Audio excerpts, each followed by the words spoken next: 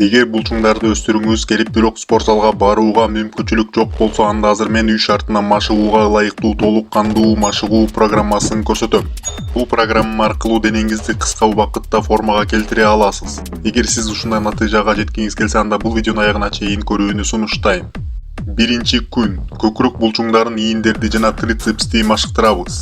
Биринчи көнүгүү буттарды бийик жерге коюп жасалуучу отжимания. Ошентип биз көкүрөк булчуңунун жогорку бөлүгүн иштетебиз. Бул бөлүктү үй шартында башкача жол менен дээрлик чыңалтуу мүмкүн эмес. Ал эми жогорку көкүрөк жакшы өнүкпөсө, денеңиз эч качан эстетикалык көрүнбөйт. Андан кийин мындай жерде отжиманияларды жасайбыз. Эгер жетиштүү күчүңүз болсо, ал эми эгер сиз жаңы баштаган болсоңуз, мына бул вариантын аткарасыз. Бул үй шартында ийиндерди кеңейтүү үчүн эң мыкты көнүгүүлөрдүн бири. Кийинки көнүгүү терең отжимания. Мында китептерди, жапыз брусьяларды же атайын упорлорду колдонсоңуз болот. Ушундай жол менен биз көкүрөк булчуңунун ортоңку жана төмөнкү бөлүгүн эң жакшы деңгээлде машыктыра алабыз. Акырында колдорду тар коюп жасалуучу отжимания жасайбыз. Эгер сиз жаңы баштаган болсоңуз, ушул вариантын аткарыңыз. Ал эми тажрыйбалуураак спортчу болсоңуз, ошол эле көнүгүүнү буттарды бийик жерге коюп жасайсыз. Бул көнүгүү трицепсти идеалдуу түрдө иштетет. Экинчи күн эс алабыз жана калыбына келтиребиз.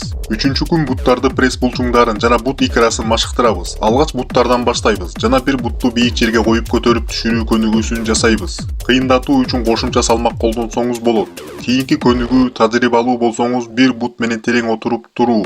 Ал эми жаңы баштаган болсоңуз, бир бут менен жартылай отуруп туруу жасайсыз. Андан соң бут икра булчуңдары мына ушул көнүгүү менен машыктырабыз. Бул жерде да кошумча салмак колдонууга кеңеш берем. Андан кийин үй шартында пресс үчүн идеалдуу көнүгүү жасайбыз. Ал жаңы баштагандарга да, тажрыйбалуу спортчуларга да ылайыктуу. Бирок эгер сизде турник же брусья бар болсо, анда бул көнүгүүнүн ордуна колдорго илинип туруп буттарды көтөрүү көнүгүүсүн жасаганыңыз жакшы.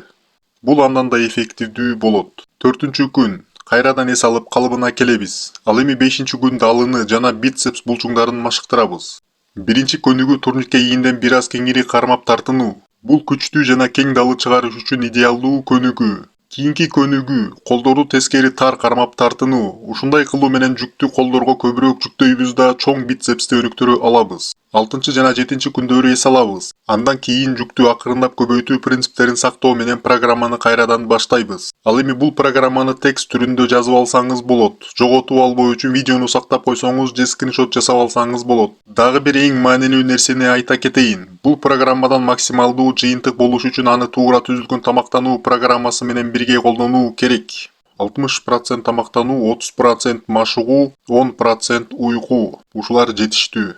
Ассаламу алейкум.